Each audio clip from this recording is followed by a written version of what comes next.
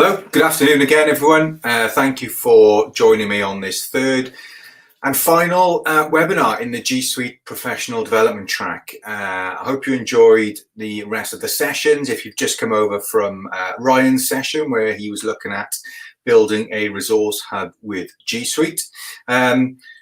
I hope you've got lots of interesting points. I know you will in terms of how to get that site up and running. In this particular session, we're going to build upon the whole blended learning approach and look at creative writing in particular. So I'm just going to take you through some examples really of how I've used this in the past, how I've used G Suite in the past to facilitate creative writing, because there's lots of different things that you can do. And in terms of objectives for today, what we're going to look at is how can we use G Suite to facilitate branching stories, something I was particularly keen on when I was young. Also how to use templates to structure writing and plans. And we're also going to learn about some different advanced features of Google Forms. There's a lot to get through. I've included all of the different templates on the Resource Hub as well. So you can take a look at those a bit later on. But the Resource Hub is on, or present the link to that for you shortly, just so you can access all of those. So I'm just going to briefly close my presentation there, and I need to switch screens. So for those of you who have attempted activities during this lockdown period, we know that it's been very difficult. So this is really just to start stimulating some ideas as to how you can start approaching this. And the ideas that we have are very much in different age phases. So you've got a bit of flexibility in terms of what it is you're actually looking to provide, depending on the age phase and age of your students. So if I share this screen with you here, make that a bit bigger, fantastic. Okie doke. So where are we going to start? Well, as a focus, we're going to look at branching stories through forms. That's the main kind of output, but we're going to start off with the plans, because we know that for any successful writing, you've really got to have a strong planning and templating in place, because particularly for students who need that support, where you're differentiating, these templates in particular are brilliant. And this is an activity I hope you'll pretty much be able to run with. So I'm going to talk to you about a little bit about drawings very quickly, Google Drawings. Then we're going to have a look at Google Docs and the template I've developed there, and how to then put that through Classroom as an activity where they create it in forms. So I'm hoping we're going to get all of this done. So I might be quite quick, but you know this is going to be recorded, stored on our channel, and you can pause it as you need going back to it. So why creative writing? Well, for me, personal reading when I was young was always a challenge. I wasn't that keen on it, to be perfectly honest. But I think that what we're really trying to do is provide a different stimuli for engagement with students. And typically people always say about boys, but it's boys and girls. How can you engage them in reading and writing? And often technology can provide that nice little camouflage approach almost in terms of trying to encourage them to do so. So how do we access Google Forms? Well, to begin with, what we can do is access it in a variety of ways. I'm going to start off by clicking at the waffle at the top, and if I scroll down, I can see I've got Google Forms there. And this takes me to Google Forms. From here, I can set up a blank form, or I can set up a quiz. The difference really with those two purely is one is just for collecting kind of responses, so maybe feedback forms, that kind of thing. Whereas the other one will self-mark, which is brilliant. We're not going to be really using that feature now, but if you want to set up a self-marking quiz, Google Forms are absolutely the place to do it. But this is great because in education, it already gives you some of these templates that you can just use, make a copy of it. So an exit ticket is often a bit of an American term. I tend to call it a plenary or plenary, depending on how you pronounce it. And then other options there. But I've got loads of different examples here that I'm going to take you through. But that's one way of accessing Google Forms. The other way is if you are in Google Drive, you can select New, More, and Form, and that will create your form, or you just right-click and choose Form. Now, in all honesty, this is how I normally access a form because I want to choose which folder I'm going to place it in. but it's all up to you. It depends. So I've got some examples here of some forms, and in particular, we're looking at branching forms. Now, what that means is, depending on an answer, you are going to be directed to a different section. And this is really handy in a number of ways. So if I show you this one, this is one, it's like a feelings type check-in, which you may have for some of your students at the beginning of the day. And really, you can use this definitely in primary school. You might want to experiment in Key Stage 3 as well, but primary school, this is fantastic. So what I used to do was have something similar to this. I would take the link, put it into a QR code and sellotape it to the desk, and they could just scan that coming in the day. How are you feeling? Happy, just okay, or a bit sad? So this is one section. I've then got another section. If they've chosen happy, fantastic, tell me more. If they're just okay, that's okay, any reason for just okay. Or if they're sad, that's a shame, why so sad? And really all this is, you can see these are individual sections and they have a question attached. And if I scroll back up to the top, what I've done in section number 1 is, if I click into it, down here, you've got 3 dots. And I can choose go to section based on answer. And by doing that, it gives me these options here. So if they've selected this one, I want them to go to section 2. This one, section 3, and you get the idea. So when they actually view that form for real, what they have is this. If I select just OK, they're then taken to this one. Or if I select that one, they go here. So that's the idea behind a branching form. It's all around sections. Now, this was particularly good for me when I had a young lad in my class back in year 5, I think it was, who was autistic. And conversation for him was really difficult, and particularly opening up and providing insight into his feelings. So if he was particularly stressed or not comfortable with coming into school that day, this was a nice way, as soon as he got into class, of him being able to tell me that. And it would facilitate a conversation I could have straight away.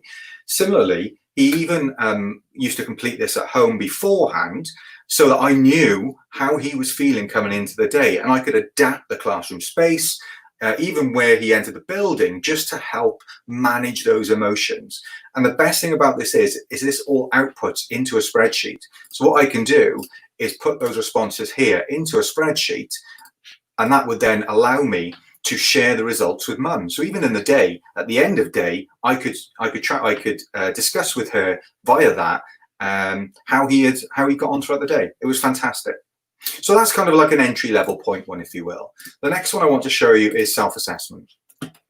Now, self-assessment here, similar kind of approach. I used to use this at the end of my lessons. Again, I used to like keeping it easy. You could put the link up on the board, but my students are fortunate enough to use mobile devices. They'd scan the QR code and then bang, they're straight into this. So how have you achieved the learning objective? Yes, no, maybe. Okay, I haven't got any links here yet. I'm going to show you how to do it, but I have created my sections. Section 2 is yes, how have you achieved the learning objective? Section 3 is no / maybe, what did you find difficult? So what I want to do now is here, go to section based on answer. And what's really helped me is you can see these in brackets. That's because I've given each section a title. Okay, and by doing that, it's just really easy to navigate. So I can now select, well, yes, no, maybe. Okay, and then you can ignore this bit here because it's overridden by your options here.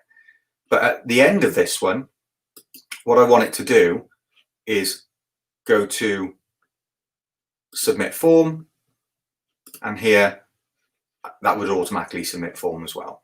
So what I've got is a similar approach to the one we had before this, how are you feeling today?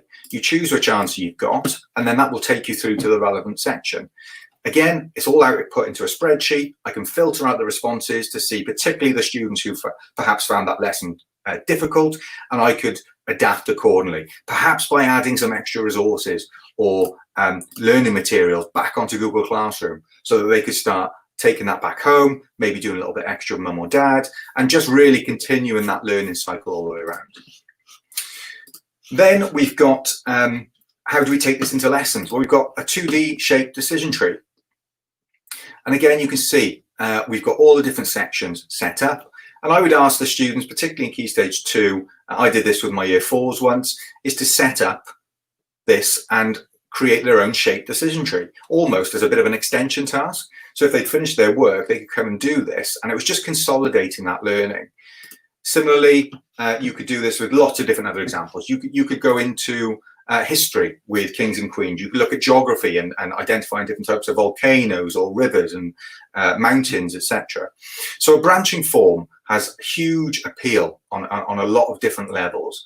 But as I said, we're looking at creative writing for this, this particular webinar, this session. And the reason for this really is, as I said earlier on, I was an unengaged reader. I didn't really enjoy reading until I was introduced to, and I don't know if any of you, I don't know who's watching, so I don't know how old you are, whether you remember, but certainly back in the 90s in particular, and the 80s were these branching stories. And I remember my mum bought me a book on Loch Ness, and that particular book was a branching story. And basically by going, you'd read the first chapter, and then at the end of that chapter, you'd have a choice to see which way you wanted to go with the story. And it fascinated me, because if I got so far down the route and I couldn't go any further and I didn't like the ending, I'd go back to where I was before and figure out a different route. So that was really the purpose for me as a reluctant reader, why I found them so engaging. So I thought, well, as soon as I saw Google Forms with the section, let's give it a go. So what we're going to have a look at now is in here, I've got a couple of examples. So these are Google Drawings, and Google Drawings is a great tool. You won't actually find it here. If I just shut some of these down, what you'll find is if you just go to Google Drawings like this, there you go, and you access it like so. And this is really to create a high-level plan. Now, again, you could get the students to do this, or you could provide it for them. It's all dependent on ability and age. This is, I'm going to have to call this, let's call this Loch Ness for something different. Okay, and it's very, very straightforward. You've got shapes, arrows, call-outs, and equations. Well, for now, all we're doing is shapes, and I'm going to choose some rectangles, and you can just draw your rectangles. Once I've got one, I'm going to right-click, copy, right-click, paste, right-click, paste, and I can move these around. Okay, and basically what you're doing is creating a flow chart. So if I select this one here, we do want to start connecting some of these, because obviously part of that is that you're able to link to each of the ones before. And here I've just got some options for me to, and you can see I've selected line, and as soon as I hover over that shape, you can see these 4 purple dots, and I just connect like so. Now, this is one that you can just make from fresh. What I've got here is 2 that I've already made. This is my template for a branching story. I have an introduction, I have a question, I've then got, oh, I'm missing a line there. I've got 2 options, option 1, option 2. And you can see I've color coded this very deliberately to give the children some sort of structure. Introduction and kind of the main piece of writing is always in blue. My question or decision is always in green. And then I've got my options, which are in red. And this is how you can start to build up what this looks like. And you don't want to make it too complicated. What I realized quite quickly with this is if you start adding in too many options, you actually end up with a piece of writing which is never going to end. So it's important to keep it very, very streamlined. And just as an example for an actual story, I've got this one here called Into the Unknown, which I'm going to have to thank my wife for, because she helped me to come up with this story plan. And here you can see I've got an introduction. Question is, do I go to farmhouse or home? These are my options. If I went home, the story ends. If I chose farmhouse, I go into the build-up. I find a key. Where does the key go? Is it to a door or is it to a chest? And so on. And it keeps taking me through these different levels. So as you can see, Google Drawings, very simple tool to use. And it's really just to structure that initial piece of planning, if you will. Okay, let's close these down. So once I've got that, what I've said to my students is, you've got your template, your color coding will help you. So let's get planning. What I have here is that story, which is written in a little bit more detail. So again, you can see here that I've got introduction as blue, which is the main piece of writing to start off. All this is a very simple table, and I've just merged some of the cells for where they're not actually required. Here I've got my question or problem. Go home and give the key to his mum. Continue and go to the farmhouse. As we said, if he went home to his mum, that story ends. Admittedly, I forgot to write the ending actually, but we'll skip past that. Here we've got the next part, which is the story in the farmhouse. And then, to which did the key belong? The door or the chest? So another decision. Then where does the door lead? Where does the chest lead? And these options keep expanding. So you very quickly go from one decision to 2 to 4. So by creating this template, it automatically gives the children a structure to write their story. And it's just very, very straightforward, and they just continue writing in each one.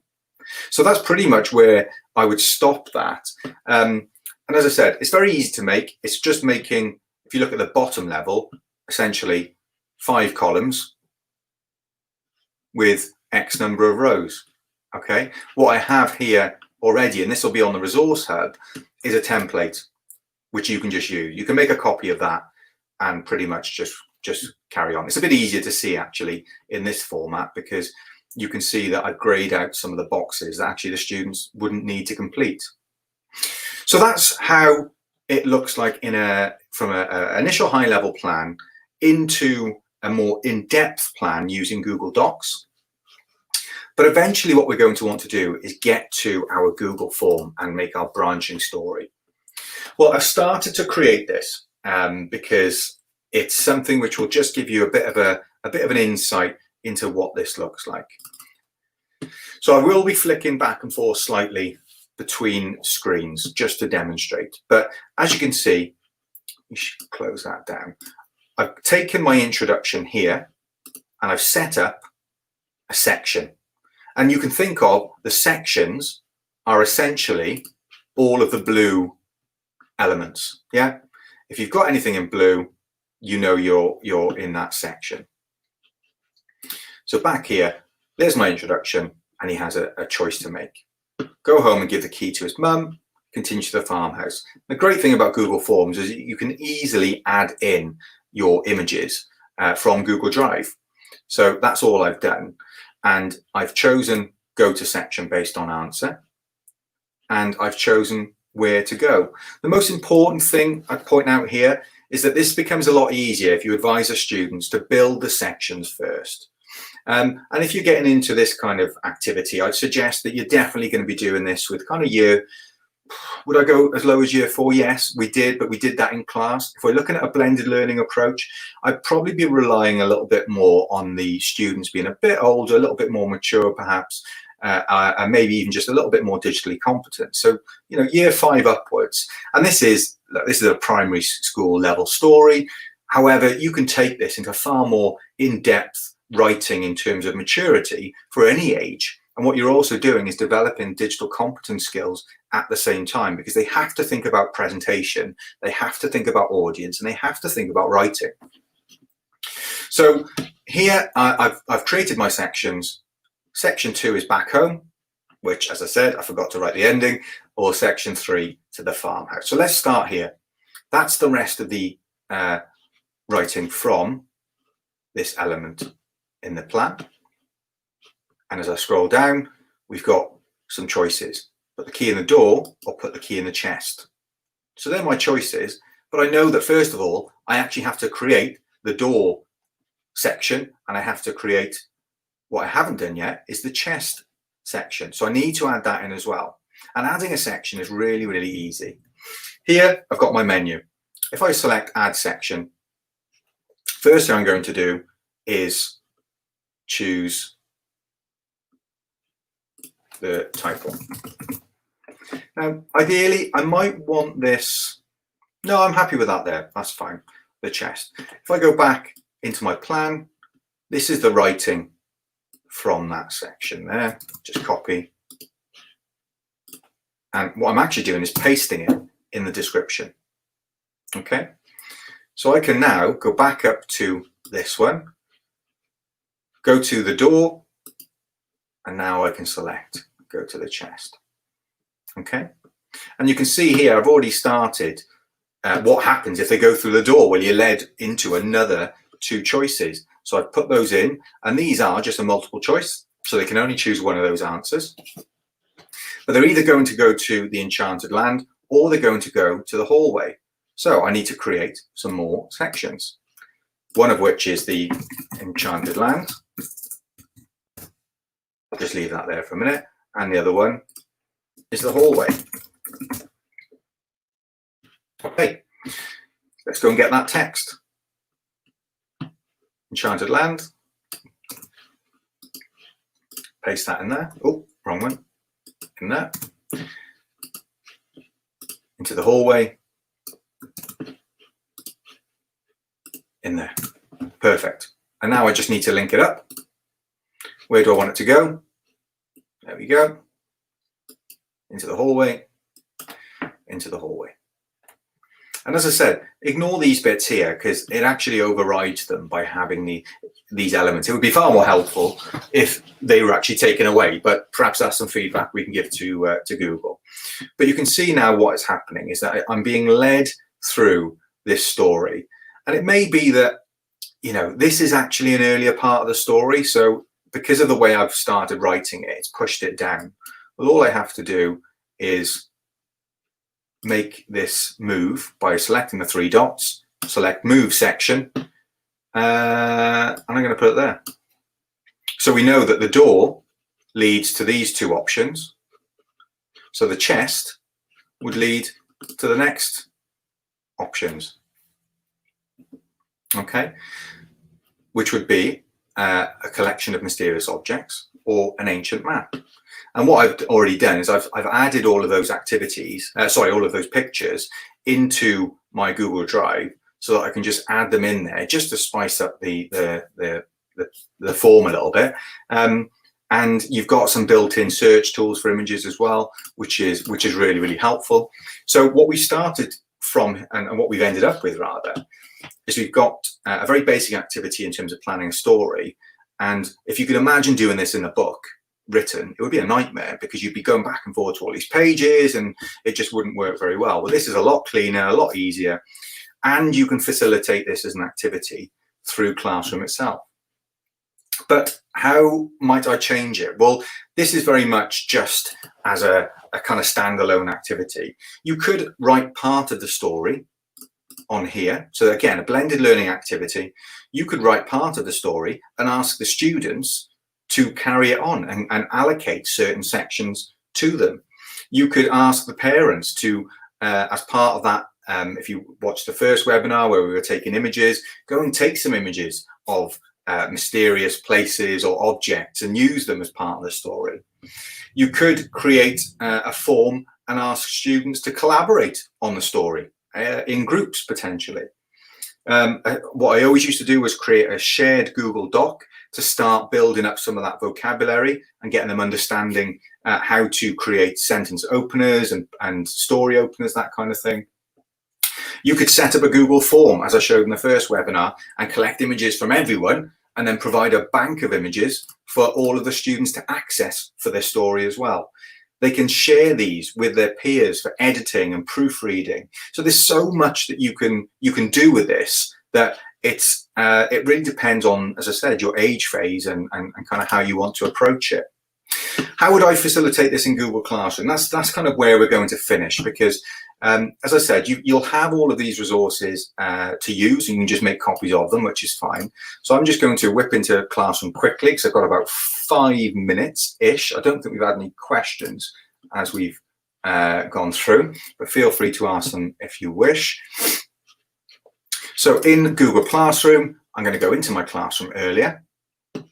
If you want a more in-depth overview of this, go to the first webinar that I delivered about 1:45, I think it was. And we'll create an assignment. And this will be called Into the Unknown. Okay, so we are on a fiction genre. And my instructions will be these, which I've added in and typed previously. So your task is to create a branching adventure style story. Focus is third person narrative. To help you with your story, there's some guidelines. So use template branching story plan to create a basic flowchart of your story. Well, let's have a look. Google Drive, my Google Drive, creative writing, template branching story plan, add. And I want to make a copy for each student. What I'm also going to do is give them the example that I did, just to give them a bit of a guide. All they need to do is view that file. I'm also going to add from Google Drive the Into the Unknown example. Again, they can just view that. They don't need to edit it. It's purely what a good one looks like. And then finally, I'll give them the template for their own creative writing plan. And this time I want to make a copy for each student. And then Google Classroom is going to do the rest of the work for me. It'll make a copy for each student, place it into their folders. I'm going to put this into, I haven't made a topic yet. So let's create a topic. Literacy. Test criteria, I'm not going to use that just yet. I'm going to select the due date. I'm going to put that for Friday. I'm also working on this for my partner teacher's class, so I'm going to add it into their class as well, and assign. So that bit admittedly was a bit quick. You might want to pause the recording back just to see that through and step it through. But that is pretty much the end of the webinar, showing you how to use, well, a mixture of tools really, drawings, docs and forms to initiate some creative writing. Go to the Resource Hub. On the Resource Hub, you'll find all of those different templates and please use them as you wish. Next up, we are going to be back into the Digital Empowerment main conference link, which is there at the bottom of your screen. So head over to there. We've got a fantastic end of the day digital roundtable where we're welcoming some speakers to talk about a variety of things, ed tech. One more check for questions. Okie doke, no questions at all. Well, thank you very much indeed for tuning in. I hope you found it useful and feel free to get in touch to find out more about how we can help you. Bye for now.